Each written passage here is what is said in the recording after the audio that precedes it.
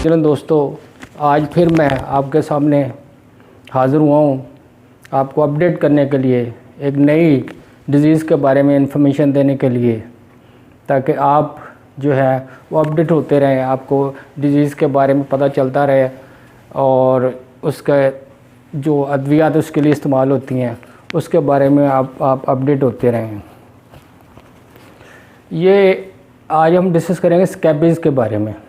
Scabies एक skin की बीमारी है।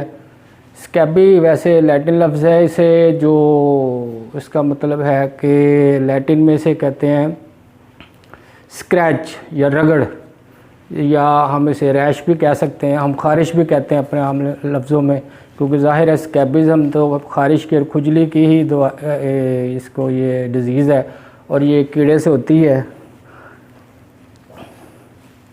जो सार्कोप्टी स्कैबीज़ नाम का कीड़ा है, या वैसे इसे आम रूटीन में इसे इच माइट भी कह सकते हैं।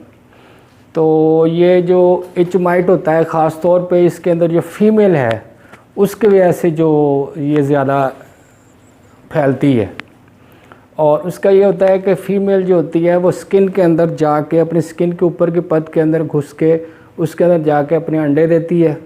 उसके बाद वहाँ से निकल के फिर दोबारा दूसरी जगह जाती है, वहाँ पे मेल के साथ अपने मेटिंग के बाद फिर एग्स देती है, फिर नई जगह तलाश करती है। इस तरह वो बॉडी में मुख्तलिफ जगह पे जाती रहती है और मुख्तलिफ जगह पे अंडे देती है। जो अंडे जो हैं वो 2-3 दिन में लार्वा की शक्ल इख्तियार कर लेते हैं, और लार्वा जो है 3-4 दिन में एक मुकम्मल माइट बन जाता है। इट मच जो है वो इच माइट बन जाता है, और इस तरह ये एक सिलसिला चलता रहता है। तो वो इसको कंट्रोल करने के लिए तो ज़ाहिर है यही है कि ये उन जगहों पे क्राउडेड एरिया में ज़्यादा होता है, ख़ास तौर पे मसलन को हॉस्टल्स वगैरह हैं या हॉस्पिटल्स के, अक्सर कुछ हॉस्पिटल्स में भी हैं एरियाज़ में, या होटल के बेड्स के अंदर पे ये ज़्यादा पाए जाते हैं। और ये जो फैलने का सबब मैन टू मैन, इंसान से इंसानों को बहुत जल्दी लग जाती है। आप किसी के गले मिलते हैं तो उसकी वजह से हाथ मिलाते हैं, अगर उसके इच माइट उसके किसी तरीके या किसी के कपड़े आप इस्तेमाल कर लेते हैं, इससे भी आप में ट्रांसफ़र हो जाती है। बच्चों के से एक दूसरे को ट्रांसफ़र हो जाती है, किसी के बच्चों से आपके बच्चों में आई, आपसे जब माँ बाप के बाद बच्चे आते हैं गले मिलते हैं तो माँ बाप में से किसी को हो जाती है। इस तरह माँ बाप से बच्चों में भी शिफ्ट कर जाती है। तो ये पूरी फैमिली में हो जाती है।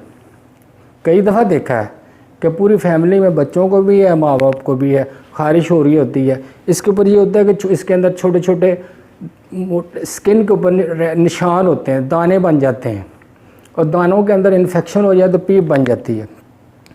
तो वो जिस पे जलन भी होती है, ख़ारिश भी होती है, और सख्त जो है उससे ज़ाहिर है परेशानी का सबब बनता है। ख़ास तौर पर रात के टाइम तो ख़ारिश बहुत ज़्यादा होती है।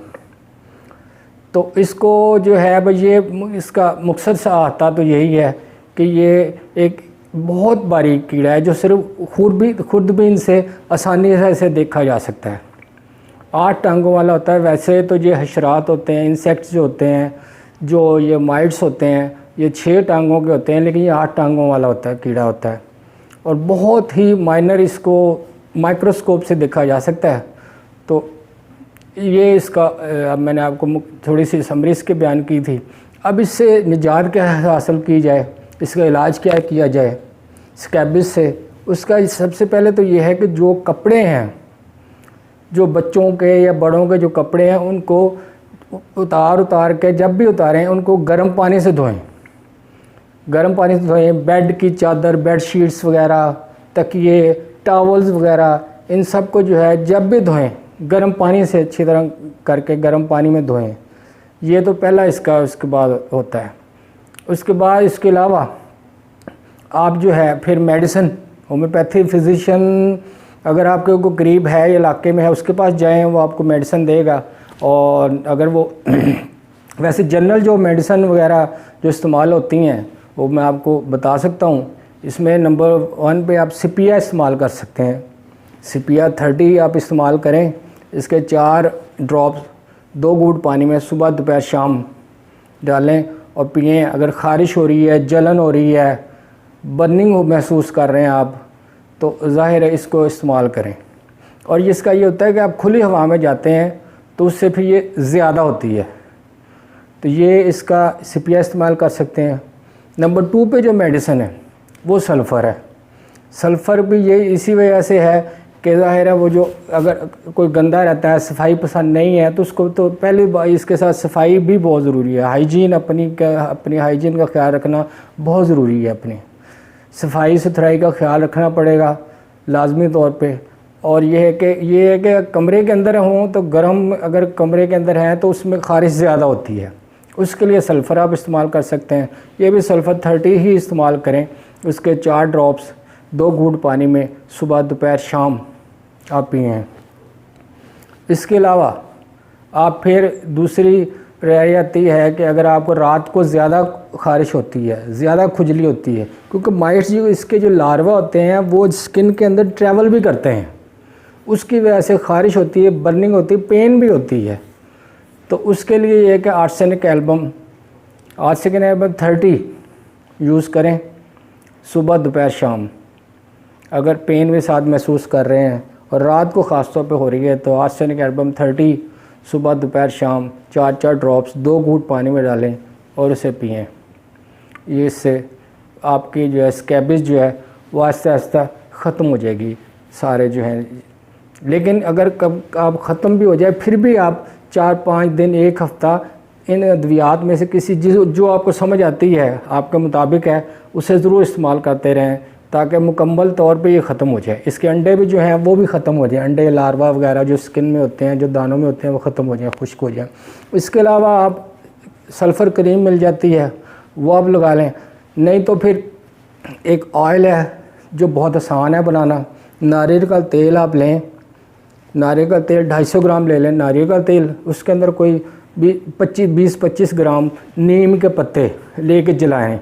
जब जल जाएं उसको उतार लें और उसके अंदर जब वो नीम गर्म सा रह जाए तो उसके अंदर 5 ग्राम काफूर ले लें। 5 ग्राम काफूर लेके वो उसके अंदर मिक्स कर लें अच्छी तरह।